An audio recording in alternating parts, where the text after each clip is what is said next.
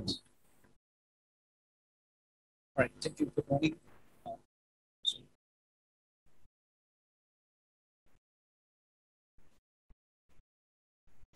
All right, good morning, everybody. Also student, thank you for coming today. Thank you, series. Today we are going to have an interesting topic. Itself and also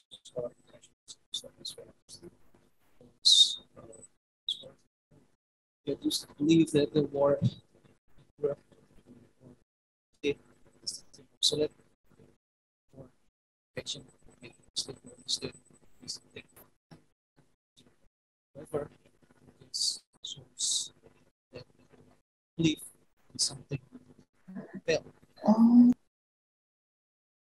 Therefore, today we have a great opportunity.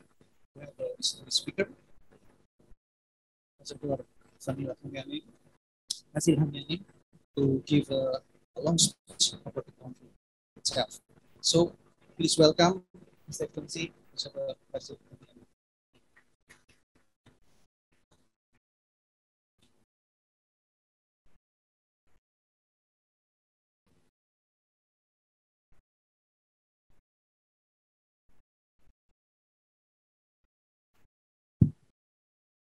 Assalamualaikum.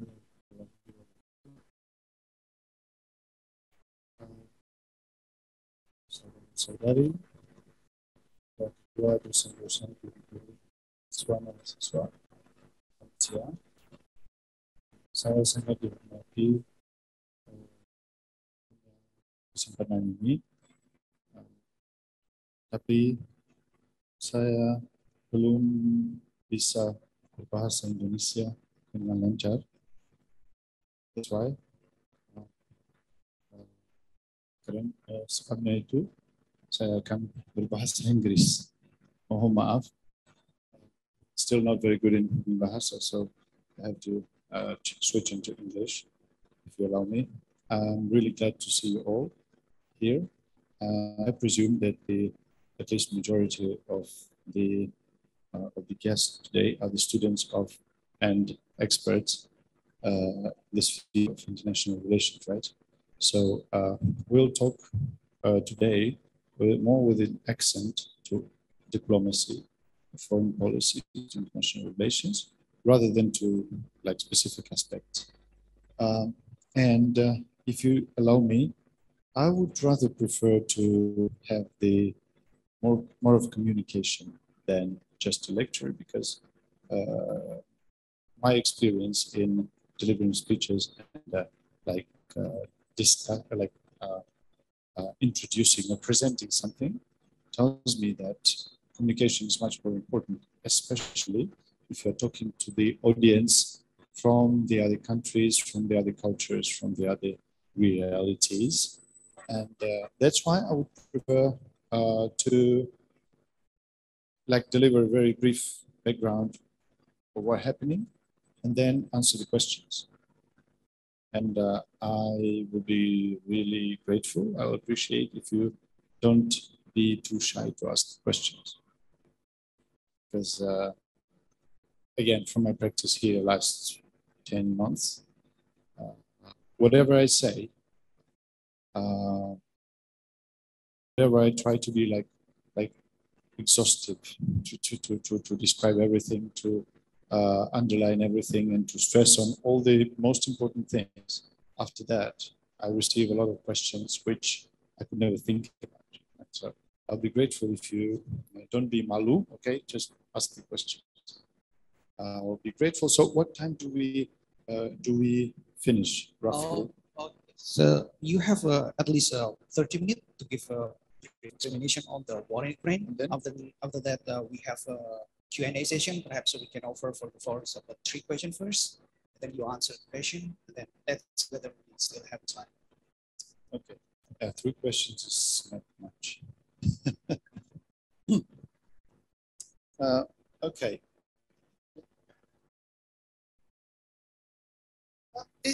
It's all right. I just don't like sitting. Unfortunately, I just I played badminton and damaged the foot, but I still don't like sitting because sitting is like a relaxation, and I would like to pay more respect to you. So I'll say, I think. Right. As it was mentioned, what's happening now in Ukraine is unimaginable and unbelievable, especially for people of Ukraine and to many nations worldwide. The Russian aggression to Ukraine in Ukraine actually meant and caused and triggered a series of crises, which actually, well, from your point of view, from the point of view of the Republic of Indonesia as presiding in G20, has actually destroyed all the global agendas, including the agenda of G20.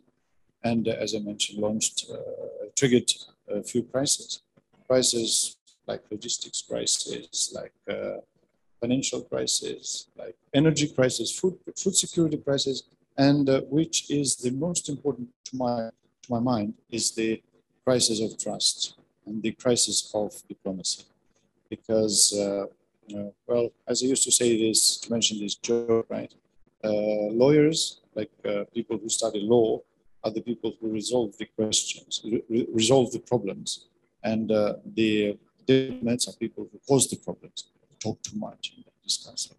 We are the people who talk and cause the problems. It's a joke. And then in this situation, we see that unfortunately, diplomacy has failed to prevent or to stop the aggression. To understand what is really going on and how, well, if you want to stop any aggression, if you want to resolve any problem, what we have to do, first of all, we have to understand the background. We have to understand the real reasons for that. We have to understand the roots of the problem. And only in this, having understood everything, we can find the ways, or well, at least try to find the ways to resolve it, or to eliminate the threats, or to stop the processes from happening.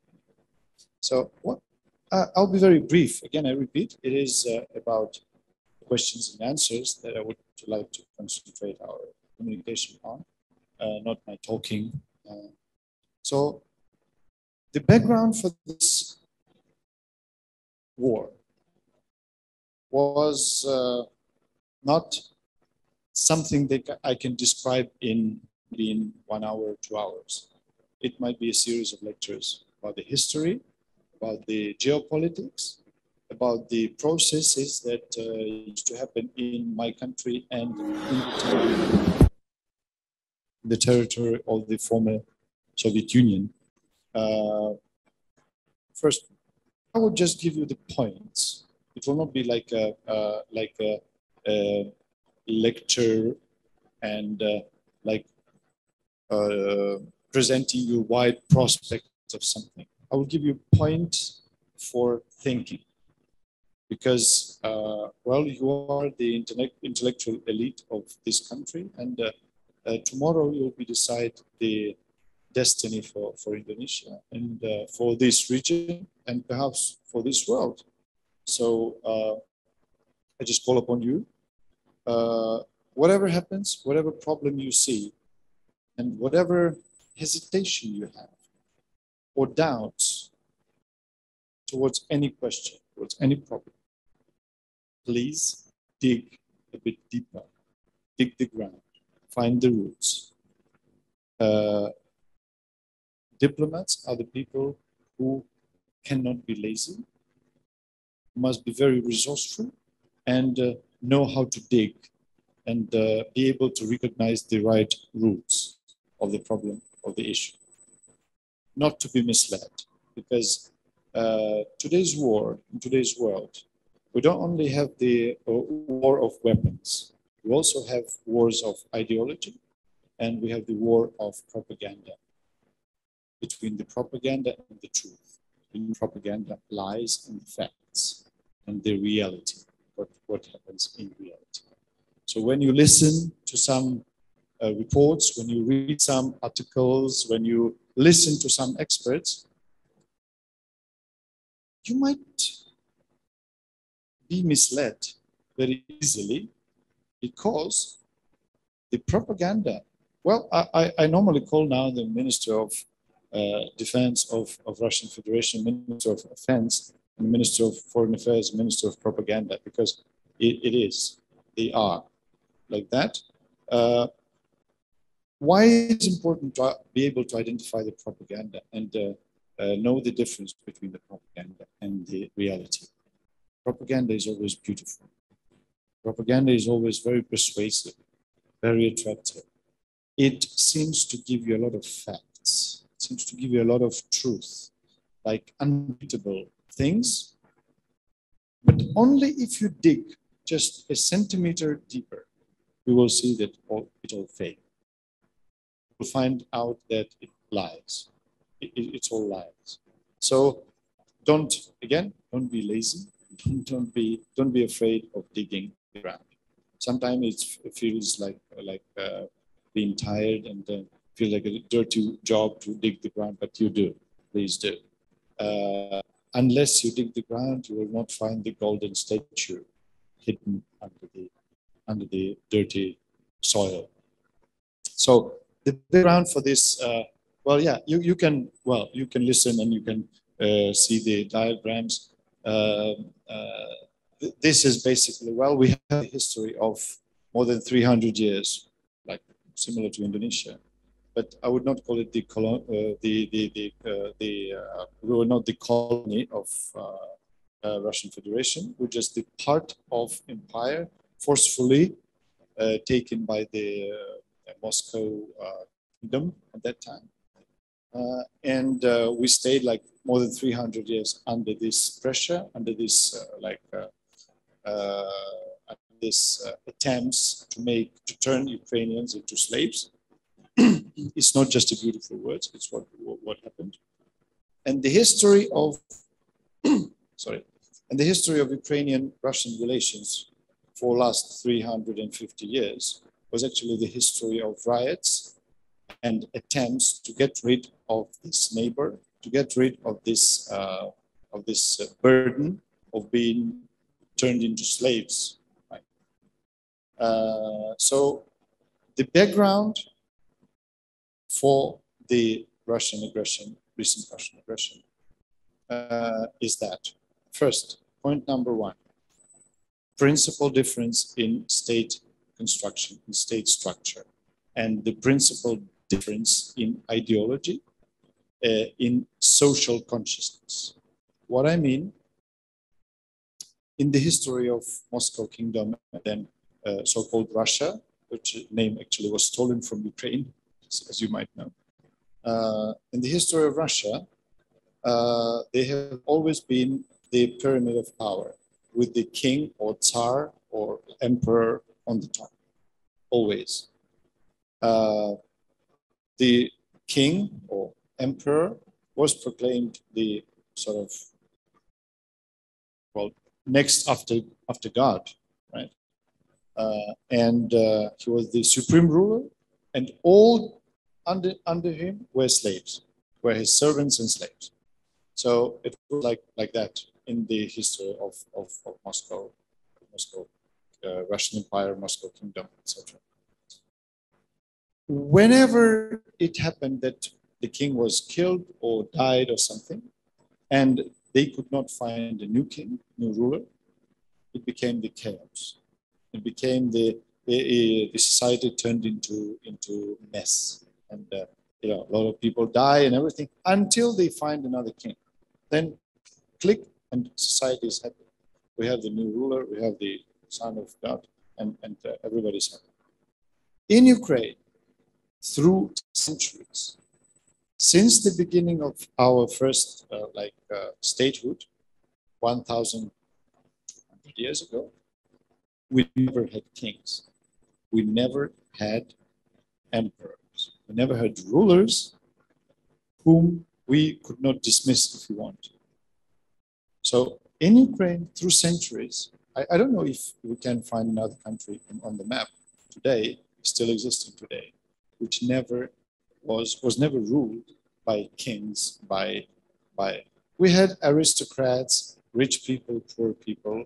We have like sort of rulers, but all those rulers were always elected by the people. And if the people were unhappy, we just dismissed within a day. People come to the Maidan, to the square, center square of the capital city, and say, come to the people. He comes up, we don't trust you. Go. That's what happened. So the principal difference is in consciousness, in perception themselves as who. Ukrainians has always been free people. Freedom is in our genes.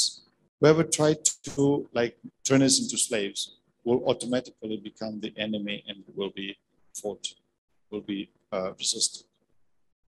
Unlike Russian Federation. Now you see what happens in that country. For 20 years, they have a king, which was like a strong man, clever, like very decisive, etc., etc. At the same time, I cannot remember the precise figures, but it's like 30+% of Russian people don't have running water. 30+ Russian population don't, oh no, it's more than that. 60% something don't have hot water supply. No, not hot water. And half of the population of Russian Federation don't have the toilets in their rooms, in the flats. It's outside. It means that, well, we are happy with the ruler since we have the ruler. We don't care about what's around us. You just surf the Google, try to find it. So it's absolutely different in a different attitude towards the reality around you. Very small example. One American company, marketing company, trying to make an investigation. They were doing the advertising. They were advertising the same products. I don't know what, beer, maybe cars, maybe the, I don't know, some food, yeah, in Ukraine and in Russia. And they've studied the statistically accumulated information. What was the reaction of the people, of the consumers, to this or that advertisement? And they found out that like 85% of Ukrainians reacted very positively on the advertisements, videos or pictures, with the lands, like rivers, fields full of wheat and like forests. It was absolute positive reaction. So if you advertise a car, it will be moving through the valleys, meadows, and across the villages, and people go, wow, I would like that. And only 15% of Russians reacted positively to that. On the contrary, Russians reacted positively to luxury. If you like put a car and then surround it with gold and diamonds, there will be immediately a very positive reaction from Russian consumers. Difference.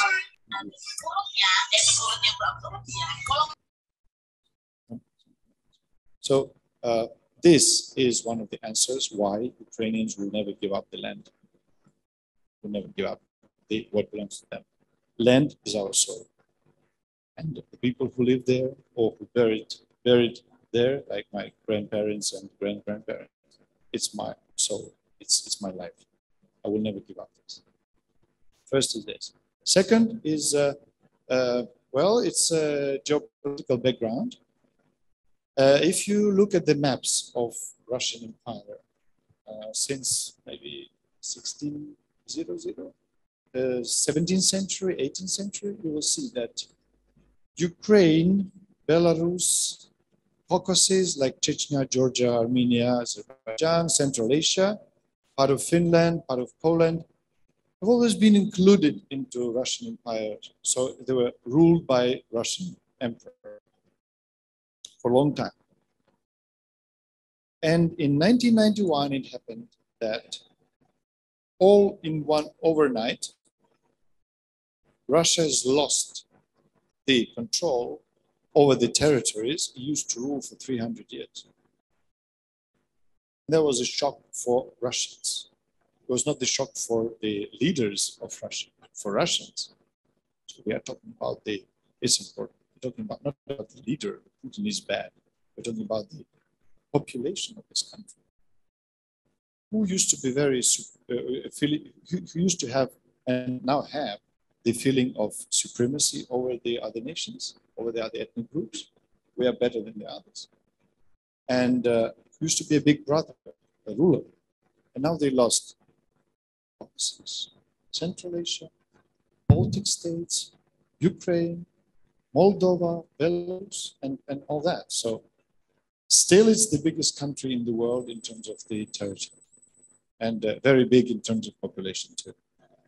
But as one of my favorite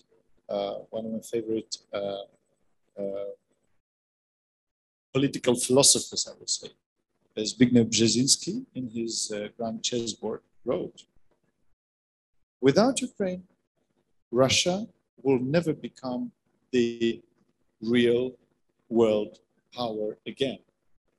Without Ukraine, with its 52, at that time it was 52 million of population, now it's like 45, but still, relatively mono-ethnic. It's not like Poland, but still we have predominantly Slav people in Ukraine. So without this big territory, relatively big, and big population, also Russia will remain the Eurasian regional country. It will never become the global influence, global power.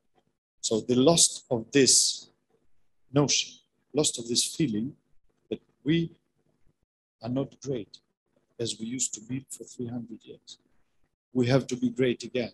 For that, we should regain all our territories. They used to be ours. That's why you can hear the politicians of Russian government, like President and everyone, like propagandists, they said that we are just liberating the truly historically Russian territories.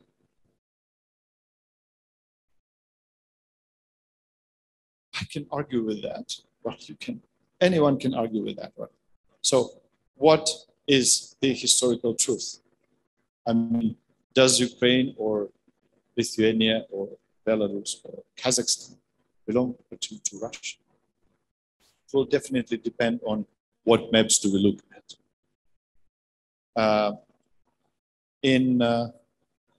Before the Mongolians' invasion to Ukrainian territory in 13th century, before the 1240, Kyiv, the capital of Ukraine, was the second biggest city in Europe. It had like 100 to 150,000 inhabitants. It had one of the biggest libraries in Europe. It had like dozens and dozens of churches and everything. It was a very developed country, trading with the whole world, having the relatives in the whole Europe. And at that time, it was like Moscow didn't exist yet. So Kyiv was destroyed and devastated by Mongolian army in 20, and at that time there was no Moscow yet. So, I mean, what maps are we looking at? Yeah. Third one is the personal drama for Vladimir Putin. If you trace this history back to 2007, to the very famous Munich conference, security conference, when he delivered his famous speech, accusing NATO of expanding, accusing world leaders of destroying the Soviet Union, he made a very straight and very clear statement. Yes. Well, can you guess what event, what he called the biggest geopolitical catastrophe of the 20th century? I remind you, 20th century, we had First World War, World War One. We had the Bolshevik Communist Revolution in Russian Empire, which started the like unprecedented dictator state, authoritarian state, which led to the death of millions and tens of millions of people. We had the World War II, devastating and brutal. We had genocides of many nations. What was the point Putin made? What was, for him, what was the worst, the biggest geopolitical catastrophe? It was the collapse of the Soviet Union. Not the Second World War, not 40 millions or 20 million, 30 millions of people killed during in 5 years' time. Not 20 millions of people killed during the Soviet rule. I mean, Soviet people killed, moved, arrested, tortured. No, the collapse of the Soviet Union, which was so much welcome by every other nation that used to be the part of the Soviet Union. So obviously, for a man who had this zombie in his head, it would not be possible to just give up. Yeah. Next.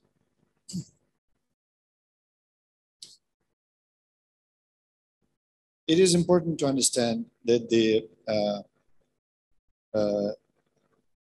Putin at that time was still like a bit more, not as stupid as now. So he made few attempts to test the world community. He started in 90s, well, not him, but Russian Federation, right, impersonated in Putin. 90s, it was the war in Moldova and the creation of so-called Transnistria. Till now, it's like a quite bitten off the part of Moldova. There was the war in Azerbaijan, in Armenia, there was war in Georgia, there was war in Chechnya, then it was second war in Chechnya, Putin's rule already. There was war in Syria, bombardment of civilians, killing a lot of like women and children. There was a war in Georgia, very brief, but like very brutal. In no time, they just occupied 20% of Georgian territory. Look at Georgia, it's like small. And then when, after all these testings, you got the response from the world that it's okay. We just won't respond. We won't criticize you. You're still welcome in G8. You're still welcome to cooperate with the world. Then he attacked Ukraine, 2014, occupied Crimea, and set up a fire to the eastern part. And still, the world was very reluctant to react seriously to this challenge. As you can remember, still basically no sanctions, basically no critics. He was just excluded from G8. He was, the cooperation between NATO and Russia stopped on this point. So, okay. But nothing happened after that. European countries still exporting military equipment and the components to Russia. So they were happy. After all these testings, they understood that they can do anything they want. And in 2020, this year, February, they started the full-scale aggression. So this is the background for understanding what was going on, basically, why the war was possible. But the last one, the last reason, the last understanding, this is something you may not be able to find in the books because it's pretty new, right? But my understanding is it was an attempt to reshuffle the world disposals reshuffle the system and reconstruct the system of modern international relations. That never changed since the end of the World War II. Meaning that after the World War II, League of Nations turned into United Nations. So with the Security Council, at that time very efficient. And then we had bipolar world plus non-aligned movement. So we have two superpowers like all the time, like trying to rattle the sabers and to accuse each other of anything. Then in 1991, with the collapse of the Soviet Union, the world became basically unipolar. Well, it is the fact. So the attack on Ukraine and before that on Georgia and all that by Russian Federation was an attempt to reconstruct the bipolar or multipolar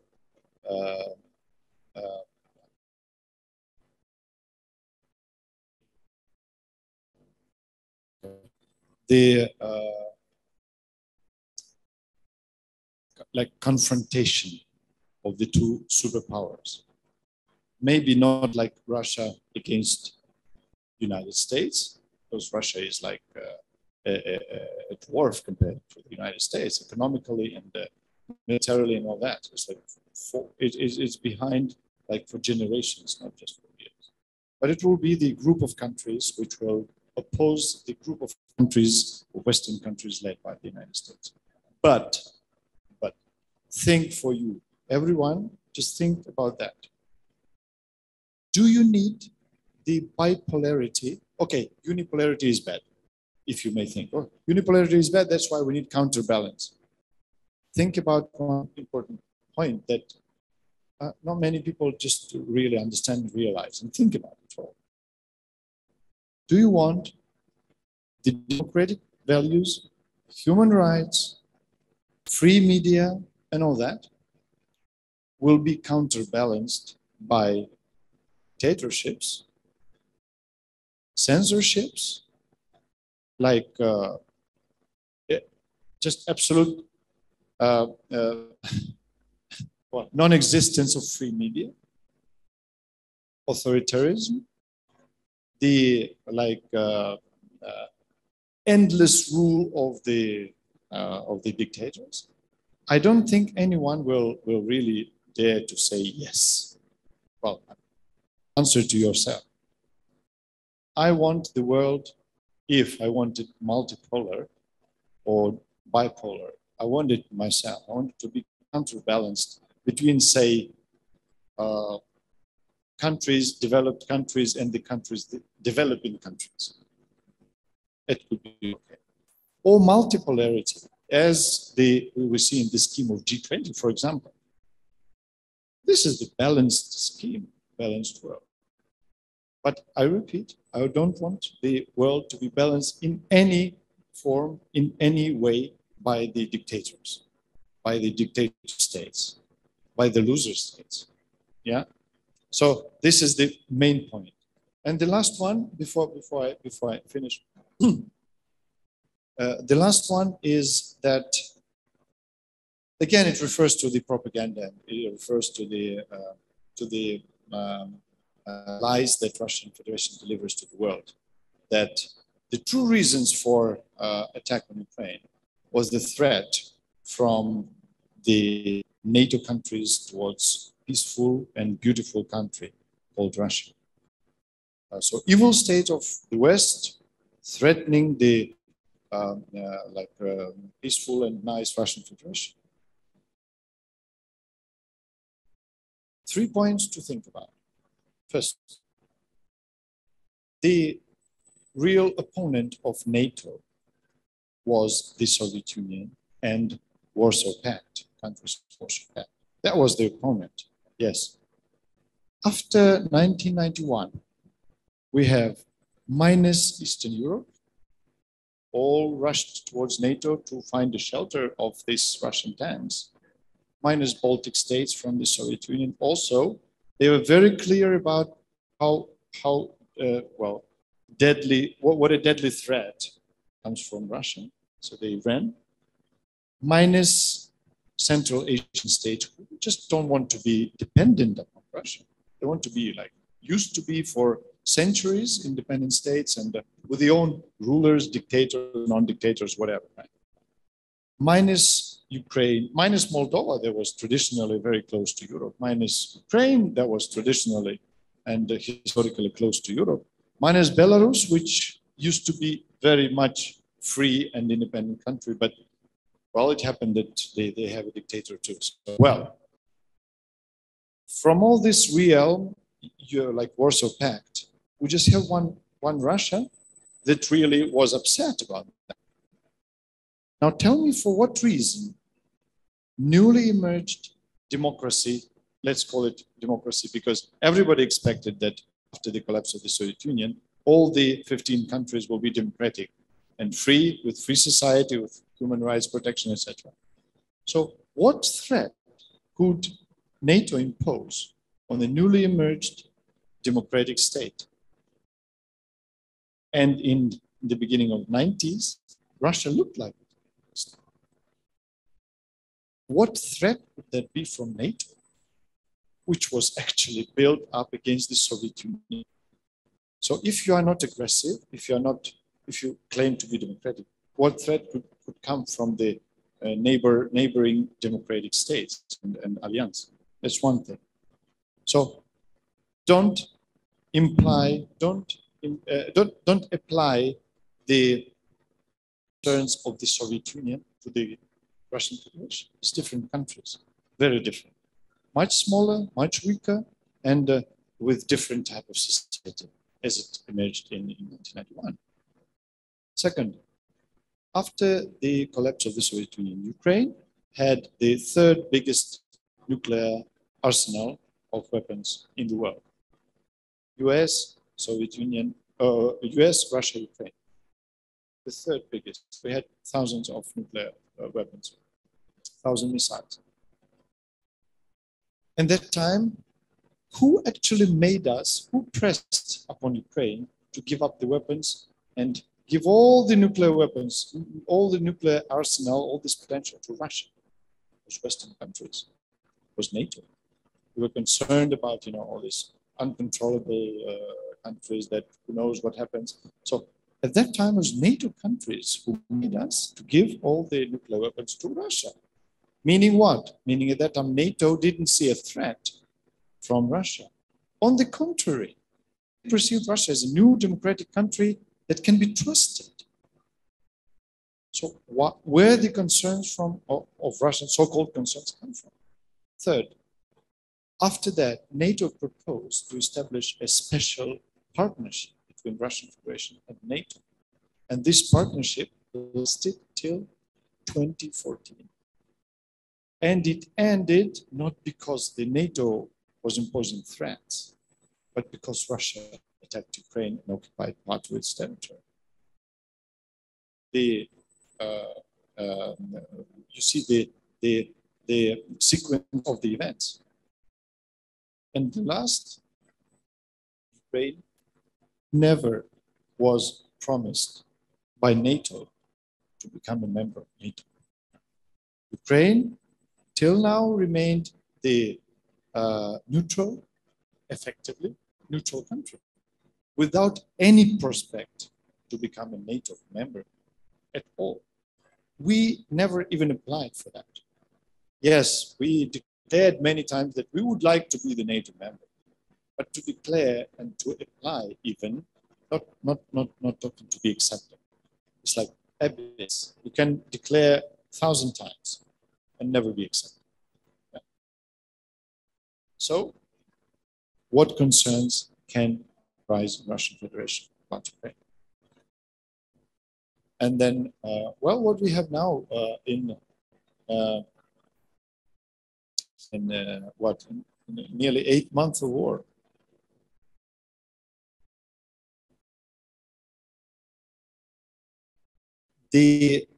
All main cities of Ukraine were attacked by missiles. It's not just on the east. We have I think in Syria, the statistics said that Russia launched about 150 missiles on Aleppo, on Syrian cities. In Ukraine, up to date, it's 4,000 missiles. 4,000 missiles on Ukrainian territory. 15 million people out of 40 million population displaced, meaning they moved or they lost their houses or the houses under occupation or something. 15 million people out of 40, more than 1/3. I don't have the final statistics, but the thing is tens of thousands of objects destroyed. Houses, schools, mosques, churches, hospitals. Tens of thousands, like around 40,000, as far as I can remember. It's like documented. More than 40,000 cases of human rights violation and war crimes registered, filed, and the evidence is there presented to the International Court of Justice. 40,000 of war crimes and crimes against humanity. Up to date, no statistics, no final statistics, because a lot of territories are under occupation, but I would be talking about the tens of thousands civilians killed. 10,000, the least. I think in only one Mariupol, it will be tens of thousands. Because Mariupol was like 500,000 population and it was destroyed to the ground. That's the consequences of Putin's ambitions. The consequences of lies, which is supported widely by the Russian population. Don't be misled. Russian population, Russian people do support this military aggression. And we have bad Putin and good Russians. No, it's full support for this military aggression. Nearly no protests. In a country with 140 million population, we have hundreds of people protesting. In Ukraine, when it came to the point that the president became a traitor, millions of people came to the street immediately, like within days. Makes a difference. Good news is that now we are on the point of counter offense. So we are attacking. The Ukrainian army is liberating more and more Ukrainian territories. And well, after the declaration of mobilization by Putin yesterday or the day before yesterday, we finally have the protests in Russia.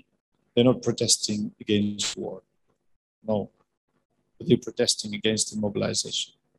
They want to watch people dying from the TV, but they don't want to die themselves. I think that I would rather receive your questions because we can talk about this a long time, and we can talk about the diplomacy of Lavrov and all the kind, but we will not have the time for questions. So I would love to hear your questions. It's really interesting what you think about that. Thank you, Ambassador Vasyl. Very insightful explanation about the war in Ukraine, and actually it addressed all my question beforehand is about how the nature of the conflict and so on and so forth. But I don't want to take this opportunity for myself. I want to offer the floor for 3 questions first because I want to see the limitation of time. 1, 2, and 3. Okay, 3 first, then let's see if we still have the time. Please mention your name and then directly. Thank you, Ambassador. My name is Tristansa, and I'm a student at the Department of International Relations, Universitas Gadjah Mada. And I would like to ask, after Vladimir Putin ordered a partial mobilization, and after the secessionist authorities in Luhansk and Donetsk announced a quote-unquote referendum to decide whether to join Russia or not, will there be a change in Ukraine's diplomatic strategy to garner international support? Thank you. Thank you very much for the question. So basically it's about referendum, right?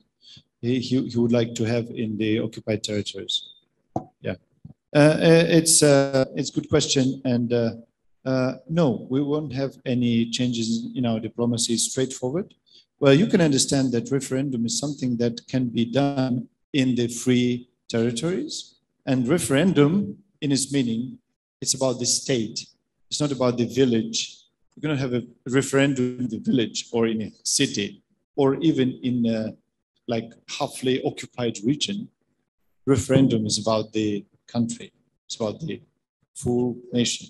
If you have the referendum, like I don't know where in whatever city or whatever district, it will be just voting for something, but not referendum. Like be clear about that. Like in diplomatic words, referendum is something different.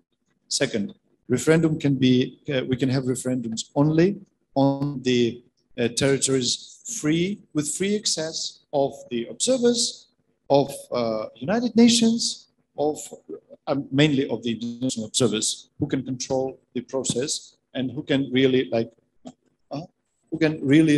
ensure that this is going in the frame of law and in accordance with international law and all the without any human rights violations, without any corruption, without any fraud or fakes.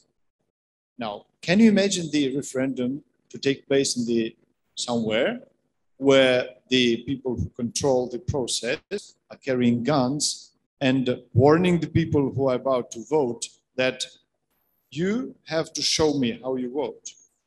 Show me this piece of paper. If it's okay, like plus, you go, you get your package of food, like I don't know what potatoes and apples. If you say no, you go to prison straight ahead.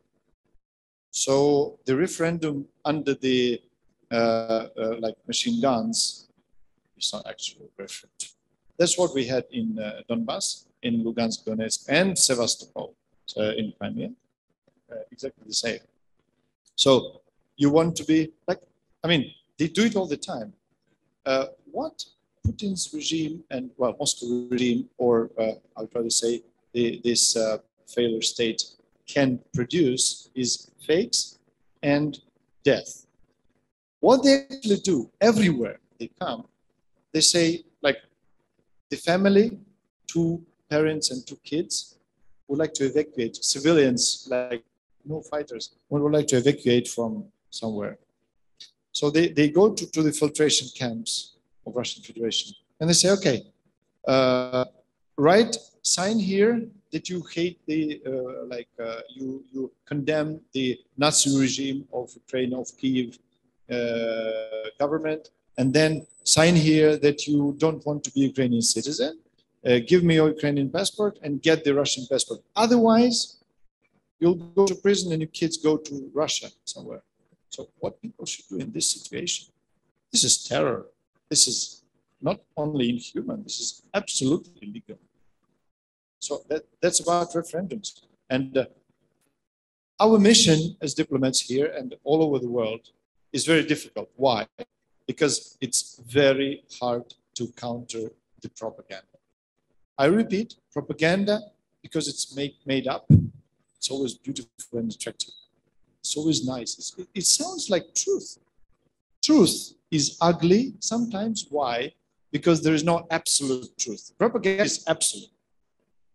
I mean, they say, we in Ukraine, we are a Nazi, 100%. We are like what? Torturing people, we do blah, blah, blah. Anything. They can say anything. But we have to say the truth. Yes, we have some people, maybe 1% or maybe 2%, that want to go to Russia. They don't support Ukrainian government. Yes, we have traitors. Yes, we make mistakes in our policies, in our, it's normal. But this truth sounds ugly, unlike the propaganda.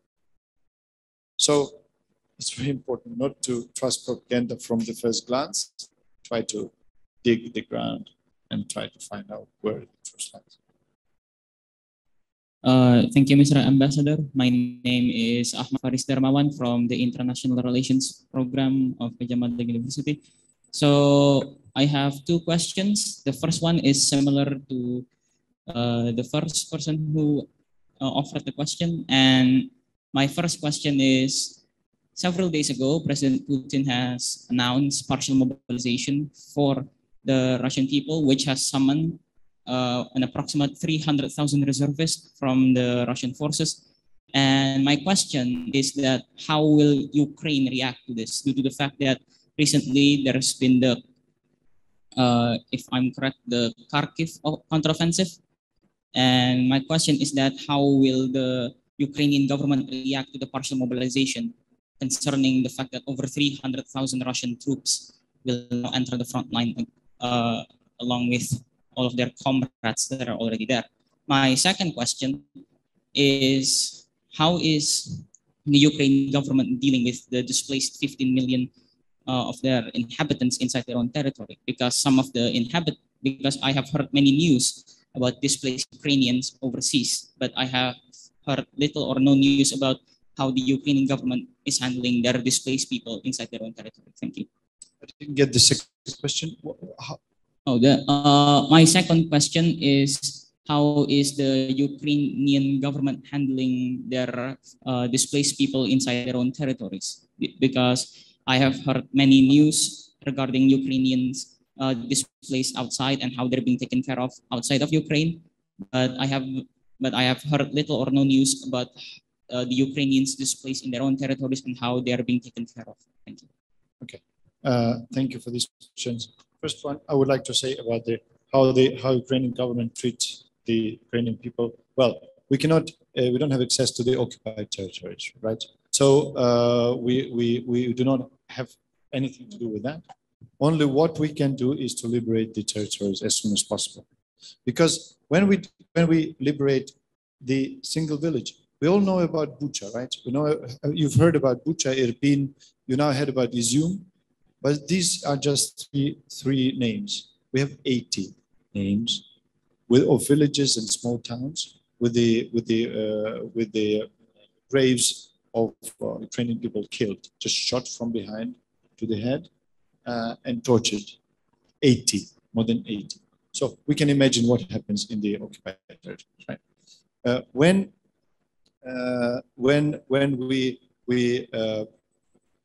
it's very important to understand, we don't use the tactics of burned land like Russians.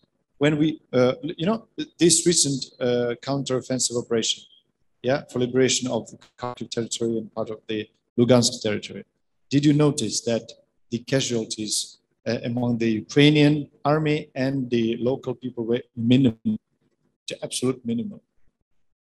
That's why we attacked. We knew that there would be like that. If we are risking the life of the people, we don't.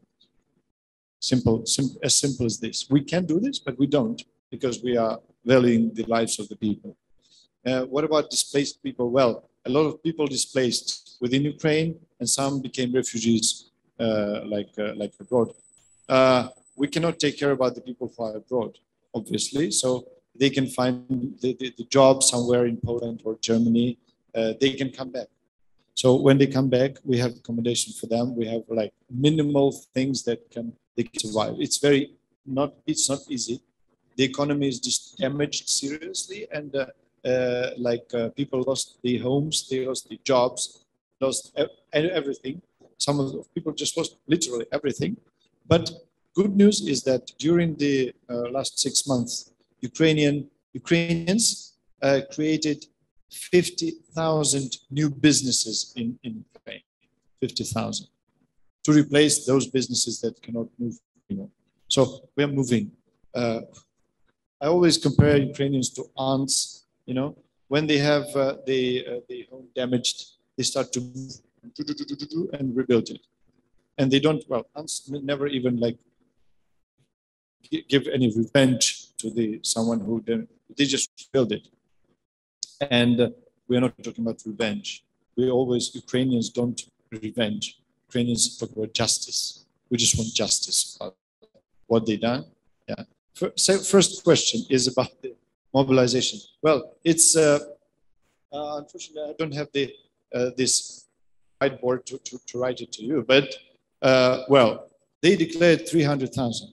This is lies. In fact, they're about to mobilize about 1 million people. That was declared by many other people. So like about 1 million people to be mobilized. But I'm asking you the question again. It's not for the. It's not. Take it for granted. Just think about it. Just think about it. Okay. When the Russian army started the attack on Ukraine in February, we discovered that the soldiers were carrying the food packages from the Soviet times, expired years ago, like expired in 2015. It was in February. They were wearing clothes that were like times of the Second World War. It's not the modern clothes. It's not the bulletproof vests, nothing like that. It was like old. Of course, some of the like airborne and special operations regiments were better equipped, but the majority was like equipped like a 60s, like Soviet army in 60s, like behind all the standards, right? Now, they started to recruit criminals from the prisons. They started to recruit people who like have debts in banks, people who don't have like alcoholics and all. Yeah, meaning what? They run out of human resources. They started to import drones from Iran and the ammunition from North Korea, meaning what? Running out of ammunition and real tech and equipment. And now don't forget about the winter. You don't have winter here, but we have there.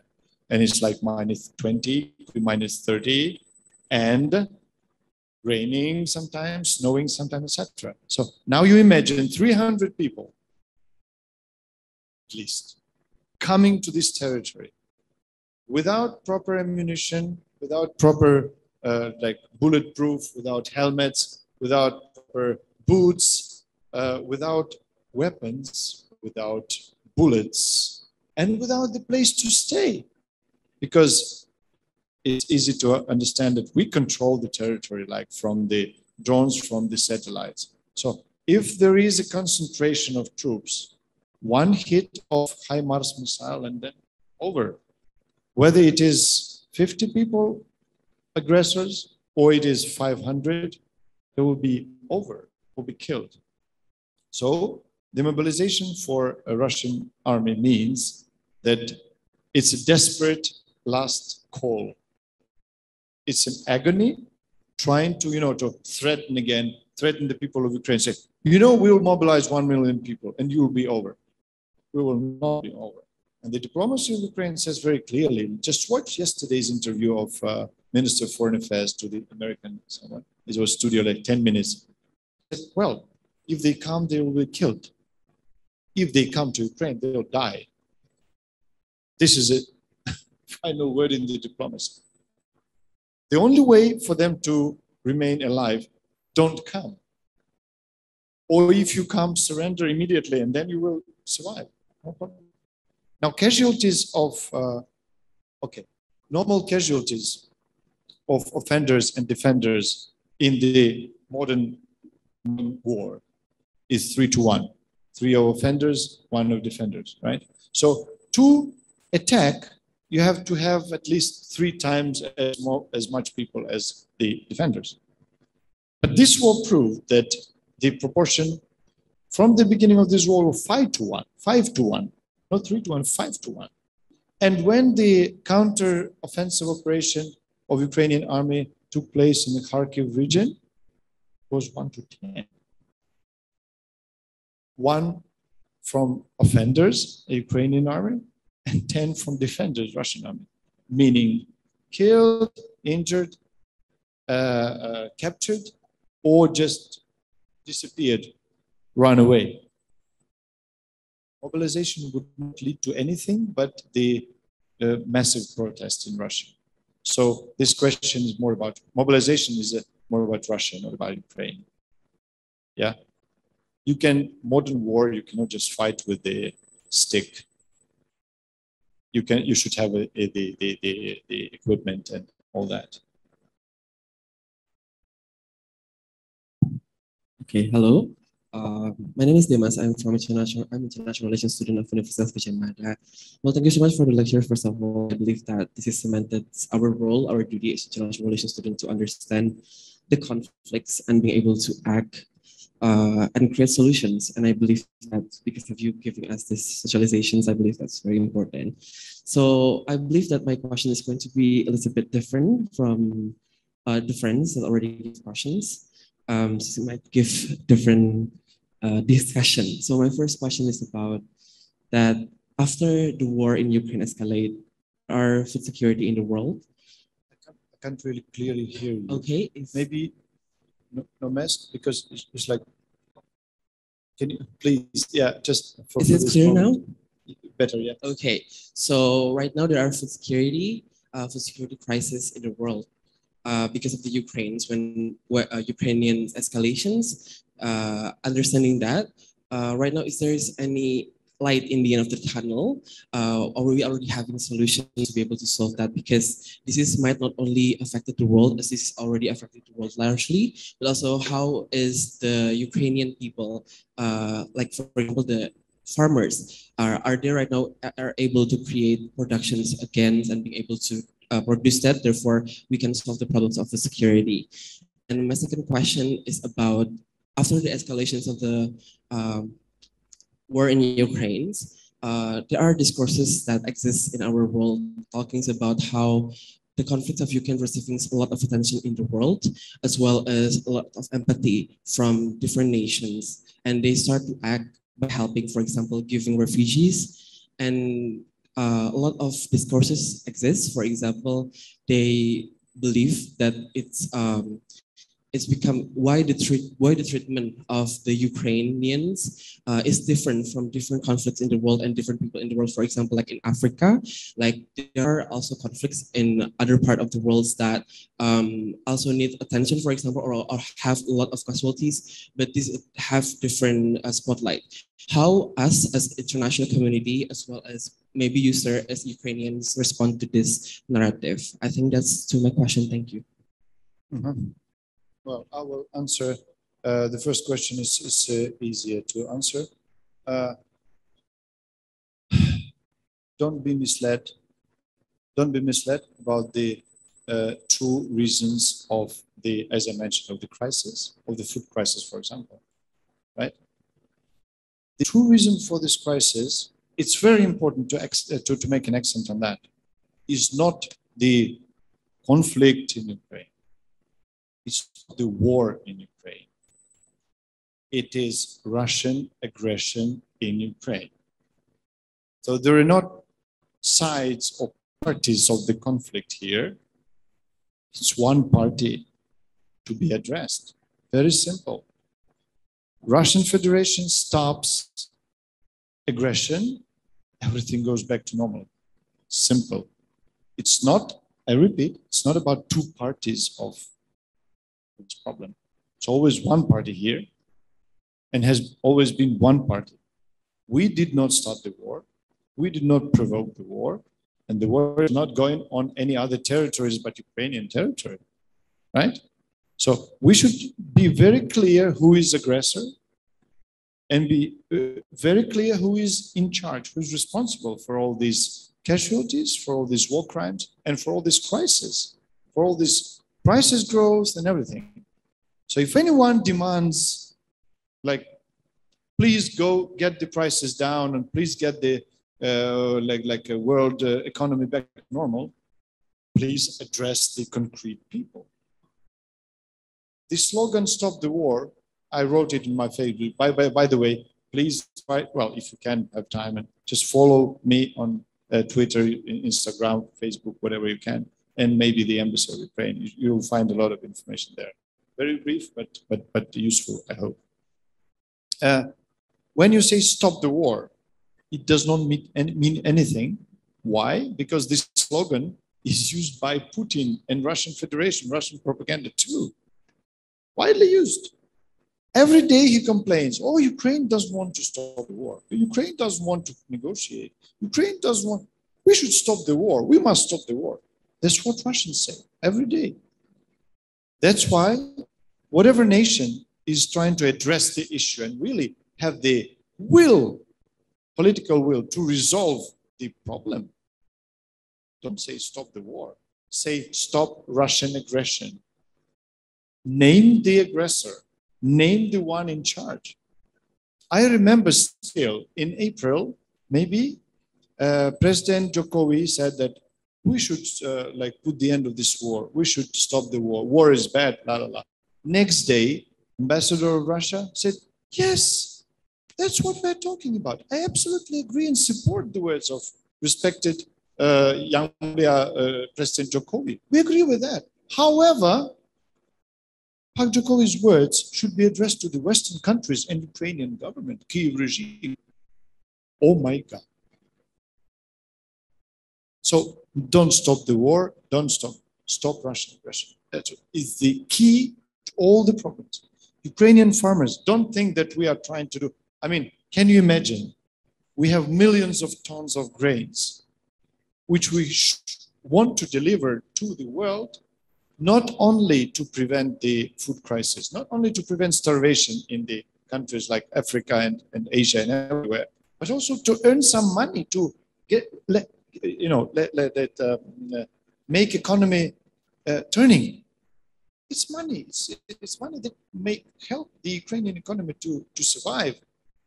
We want to do this. It's something that's really important for us as well for the world. Farmers, look at the videos. Farmers, you have the half of the field burning with just burning, fire set up by Russians.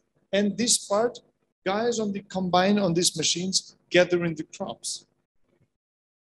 It's amazing. I mean, Ukrainian farmers, I mean, you have the guys who walk with the bulletproof, the vest and with the helmets and with the anti-mine devices.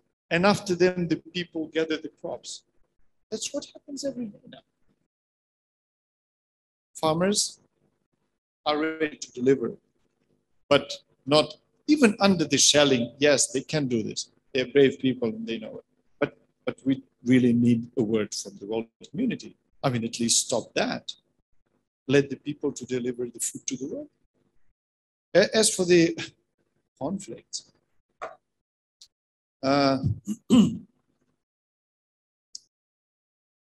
as the experts in international relations, you have to understand one thing. There are no twin conflicts in the world. Every conflict, every war is different. Every single, there are no war, well, we can find similarities. Like I could find similarities from the Second World War with this war happening in Ukraine.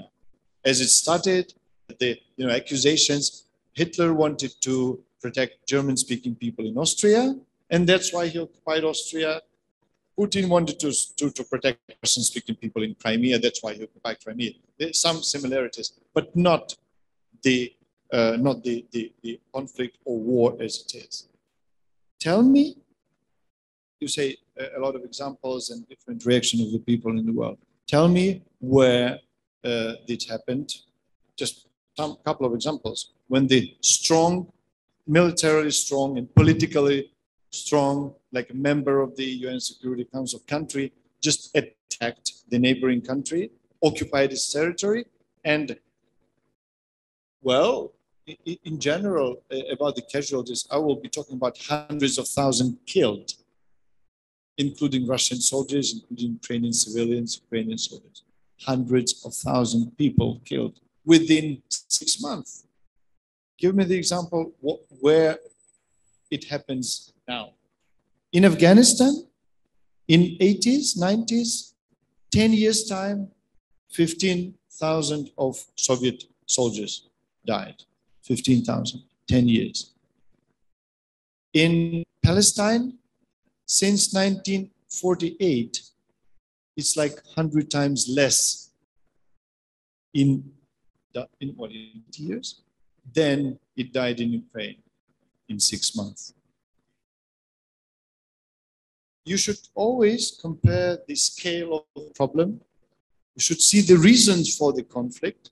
Conflict is what happens on the border between India and China. When the one army and someone attacked, someone provoked, and someone died in this conflict. This is a conflict. What we have in Ukraine is not a conflict. It's an aggression, occupation, invasion, whatever you call it. it happens in my territory. And 20% of my territory is under occupation. The scale, the reasons, the consequences. If you, well, okay, we can talk about some kind. Let's say Syria. Who occupied Syria? Which country attacked Syria, like physically from the land?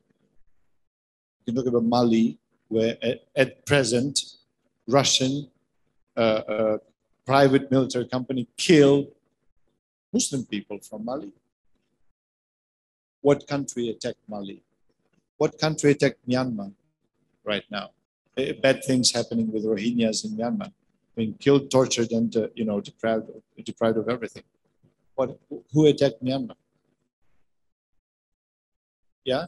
So the nature of conflicts would be very different, and we have made a very clear.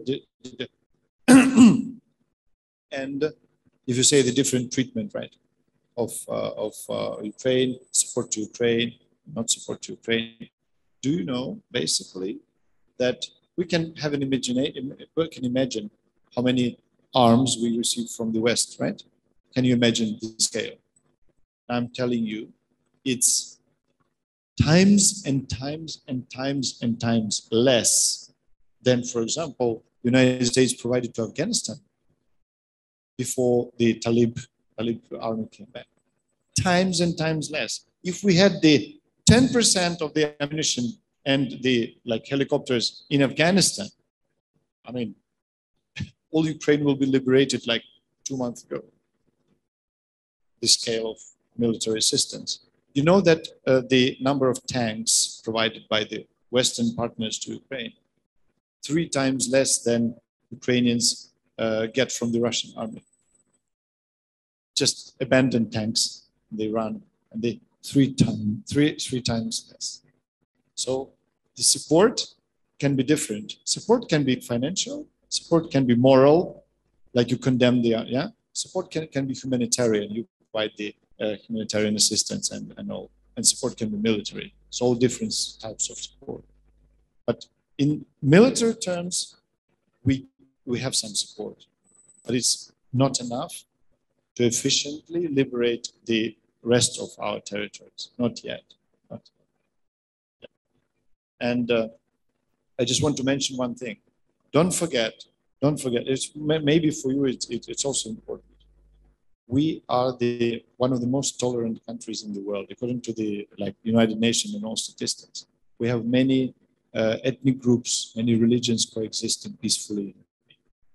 We have the Muslim community, which is second biggest in Ukraine, according to the religious groups, right? So first is Christians, then Muslims. We have over 1 million of Muslim people living in Ukraine. Now, during this conflict happening in Ukraine, for them it's a disaster because they don't have even, they spend all Ramadan in war, in tears and in death.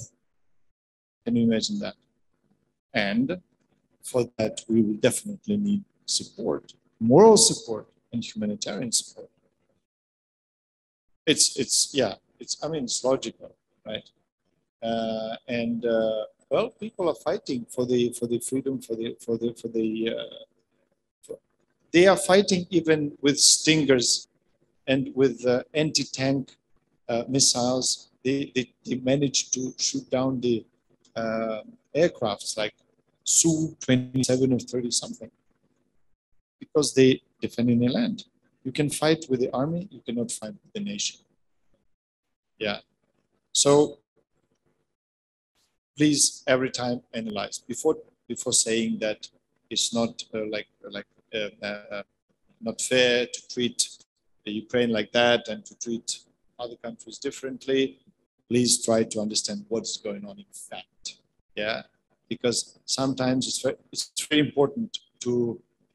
In many countries, you actually can send the peacekeeping missions from the United Nations. In Ukraine, no, because it is blocked by the Russian Federation and Security Council. We've been trying to do this during 8 years, to send a peacekeeping mission to Donbass, and we failed because of Russia. So it's all different. Yeah. Thank you, Ambassador Vasyl. You still, I'm sorry? I have one question from Zoom. I think we need to answer question from Zoom because it will be fair for them. Unfortunately, another 10 minutes is fine, all right?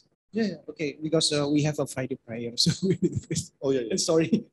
Yes. The question shared to me is that you mentioned about the Holodomor event, Holodomor event. So somebody you mentioned in the graphic about Holodomor events. So somebody want to ask about the Holodomor event. What is it? And the second, why does Ukraine feel pressured by the Russian? So Ukraine want to join with NATO at the first place. So I think there are two questions that you may answer. Yeah, about NATO. Okay. I think I answered this question partially. Part of this, I answered that Ukraine was never promised. So I mean, you can go to the street and shout, "I want to be a member of parliament of this country." So what happened then? Nothing happens. You have to apply, you have to work, you have to be accepted. Then you have to go through the whatever it is, and then you become the member of parliament, or maybe the students of Gadjah University. You just not accept the people who shout on the street, "I want to be student of this university." Well, please apply. If you apply, you bring documents, you'll be accepted. The documents first, and then you examine, go through tests, and then maybe you will be accepted. So Ukraine on the stage of, we want to be the NATO member. On that stage, no applications, no promises, okay? Why we want to be the member of NATO? Why? NATO was created as defensive alliance. Defensive, not offensive. Go back to the end of Second World War, World War II.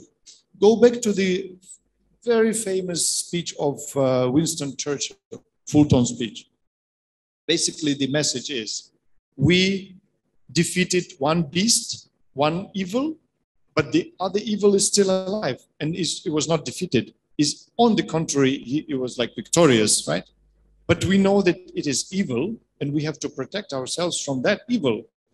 Not only protect, we have to, well, Churchill's position was we have to defeat the Soviet Union and then the peace will prevail and the democracy will prevail. Unfortunately, not many people agreed with that, unfortunately. And that's why Soviet Union was like very proud of what happened and all that. So finally, NATO was created as the counterbalance to the Soviet Union, to the Soviet threat, as defensive alliance. That's why, just look at the weapons. Majority of NATO weapons in those times and till the recent were defensive weapons. Defensive, not offensive.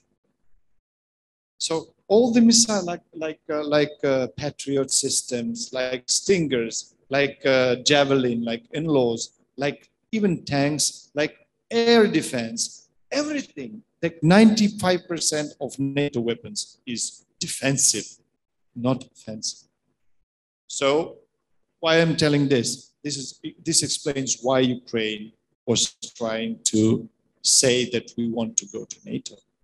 The same reason was for Poland, Czech Republic, Latvia, Estonia, Slovakia, all the countries of the socialist camps, and of course of Georgia, because you see what happens when Georgia was not the member of NATO. It was just attacked and cut the part of the territory, simple. We are not a big country, right? Estonia, Latvia, even smaller. If Estonia faces, with 3 million of population, faces the Russia with 140 million population, it might be the disastrous thing for this country. That's why they all rush towards NATO. It's not about the threatening Russia. It's about defending themselves.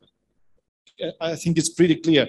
And don't forget that before Russian attack on Ukraine, Sweden and Finland remained neutral and never ever wanted to enter NATO. Only after Russia attacked Ukraine, Finland and Sweden, from 30% of support turning to 80% of support of NATO membership. Is not I mean, it's pretty clear, right? So the consequences of Russian aggression is the expansion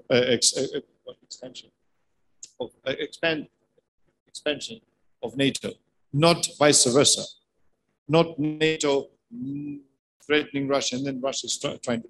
If Russia wants to, like, has concerns about NATO, have NATO very close to you in the Far East, Alaska. Alaska is just what, 6 kilometers from Russia, and it's a threat. Okay, go there and fight, try it. No. You have what? You have Baltic states close. You have Poland very close to Kaliningrad. Try it. No. They understand what NATO means.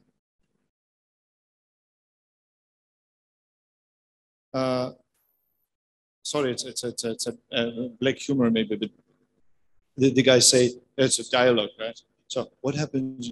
Well, a Russian says that NATO attacked Russia, like we have in war with NATO. So okay, so what's the result? So say, well, like 55,000 of Russian dies and like thousands and thousands of tanks destroyed and all that. And what about NATO? Oh, NATO still didn't arrive yet. So NATO soldiers never came to Ukraine. Well, that's the story, right? But Holodomor. Holodomor is the great famine, like where, according to different sources, 4 to 6 million Ukrainians were starved to death. It's 1932, 1933, and I can speak very confidently about that because my grandmother, my grandfather, and the grandmother who died like a few years ago, basically, they told me a lot about that.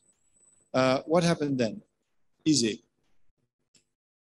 As I mentioned to you before, Ukraine was always a very rebellious country against dictatorship, against the oppression, against slavery. What happens after the Soviet Union started to, like Soviet power, the communists, Bolsheviks started to impose the will, the ideology on the territory? They started to create the collective farms, right? What it means, if you're a farmer, you are master of this land. You just grow whatever you want, you sell, you make trade, whatever. Yeah? So no, you're not allowed to do this. Land belongs to everyone, so you cannot be the owner of this land. We unite into collective farms, so land belongs to all of us. You cannot have the cow, you cannot have the horse, it will belong to the collective farm. Everything will be collected. So Ukrainians say, no, we don't want this. We don't want to get into collective farms. We want to be on our own. We know how to do this. Why we need the collective stuff and all that? And was the very direct order. Those who don't join the collective farms. Now it's not secretive papers, it's everywhere. We have books and books and books right now. Was it a direct order from Stalin and from the. So those who don't join the collective farm should be taken away all the food they have. Meaning literally all. So all the grains, even those grains who were planned for the next year to plant, all the potatoes, vegetables, everything. I'm not talking about meat, right? Everything. And the people were coming literally with the long, like, spears and looking for concealed food on the ground, on the fields and everything. So people, it was happening in Ukraine. I repeat, 1932, 1933. Can you imagine like 6 million people just die of hunger? When it was huge amount of grains, the harvest was amazing that year, and it just was taken away. Just taken away, as simple as that. And well, my grandmother, they didn't die just because they were in the collective. They decided to join, so they didn't die. but they were suffering still. It was not. They were not well fed. So it was the cannibalism. There were no creatures left in the wilderness. Cats, dogs, rats, mice, all this wild stuff like birds, no, nothing, because everything was eaten. People eat the how to say, on the trees. They just tear the leaves and make sort of tea or soups.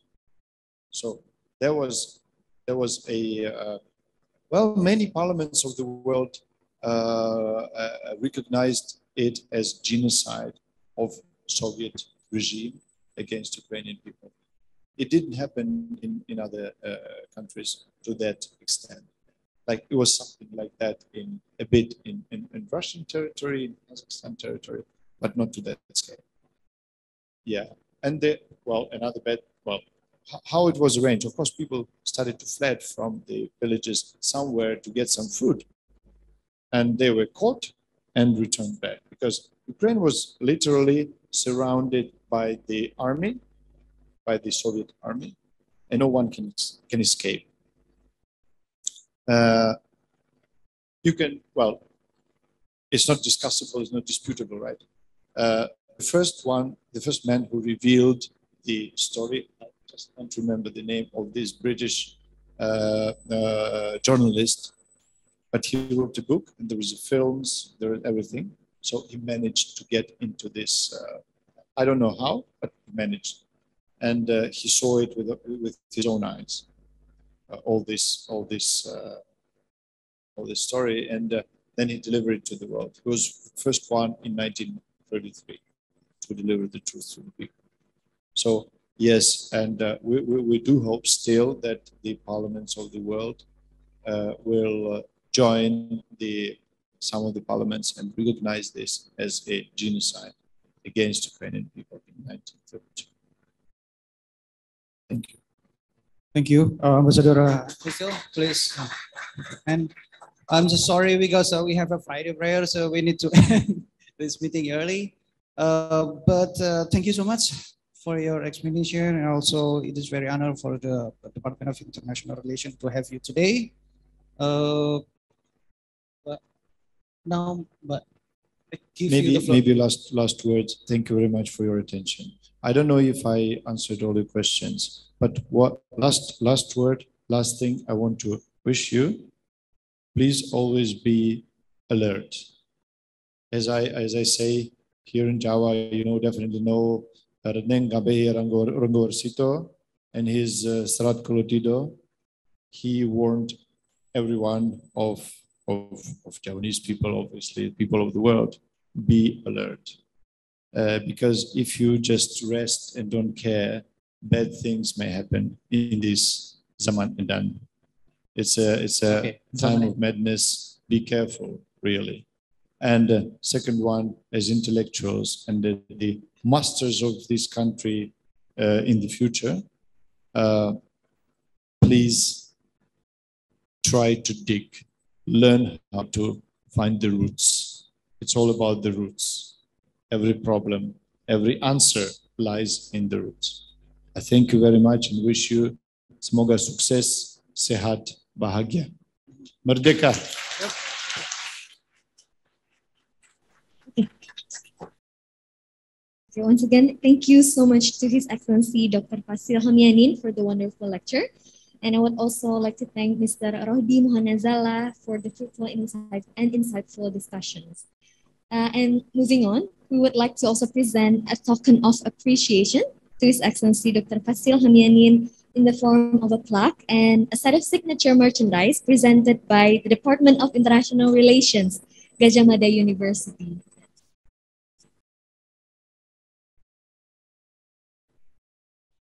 Mr. Rohdi Muhanazala will present the souvenirs.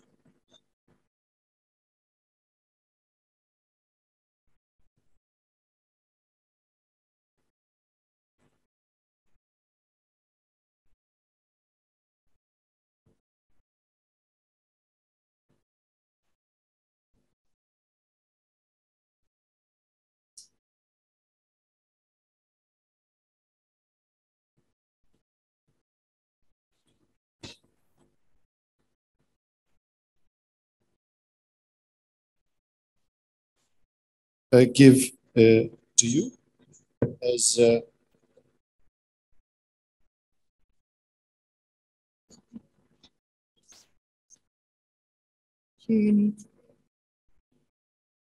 one recognizes him.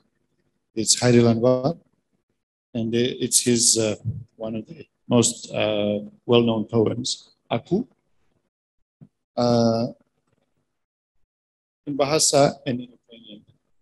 So it's a group of people in Ukraine who translate the prominent poets, prominent thinkers of Indonesia, of different epochs, different times. Hairil Anwar is someone who is really inspiring to Ukrainian people these hard times. And poems like Aku, like Krawambekasi. I saw the reaction of soldiers reading Krawambekasi. They were crying.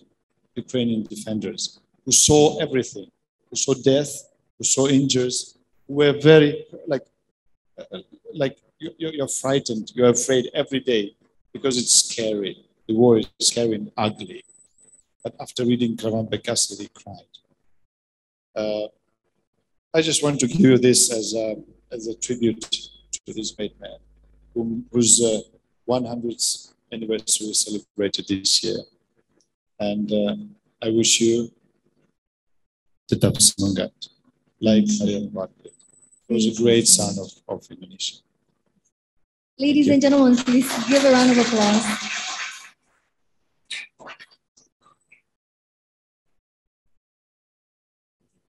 Thank you so much. And finally, on behalf of the Department of International Relations, Gadjah Mada University, and also the Embassy of Ukraine, I would like to thank all of the distinguished participants attending the lecture today, both in person and virtually. And we really hope to see you soon again on the upcoming occasions. Thank you so much to His Excellency Dr. Vasyl Hamianin. Thank you to Mr. Awang, Mas Awang. Terima kasih. Have a great day, everybody. Thank you.